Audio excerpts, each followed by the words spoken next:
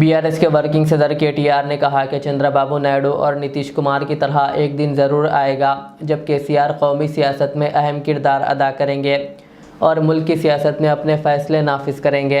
सिलसिला में एक अवामी जलसे से खिताब करते हुए केटीआर ने कहा कि केसीआर की क़यादत न सिर्फ तेलंगाना बल्कि पूरे मुल्क की आवाम के लिए फ़ायदेमंद साबित होगी।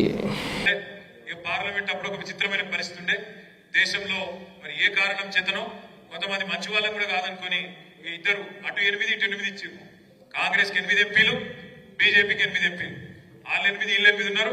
కానీ ఇప్పటివరకు సంవత్సరం అయింది, వచ్చింది మాత్రం తెలంగాణకు గుండుస్తున్నాం. అందరికి అర్థమైంది ఎట్లయితే ఇవాళ చంద్రబాబు నాయుడు గారు, నితీష్ కుమార్ గారు 10-12 మంది ఎంపీలతో కేంద్రంలో చక్రం తిప్పుతున్నారో తప్పకుండా రేపు మళ్ళొక్క రోజు వస్తుంది. కేసీఆర్ గారే దేశంలో ఉండే ప్రభుత్వాన్ని కూడా శాసించే రోజు తప్పకుండా వస్తుంది. మళ్ళా మన ఎంపీలు కూడా మనం గెలిపించుకుందాం ఈసారి తప్పకుండా. ఆ విషయంలో కూడా ఆ రోజు కొంత మనకు నష్టం జరిగింది. ఆ తర్వాత మనం గెలిపించిన ఎమ్మెల్యేలు ఒక 10 మంది పోయినారు.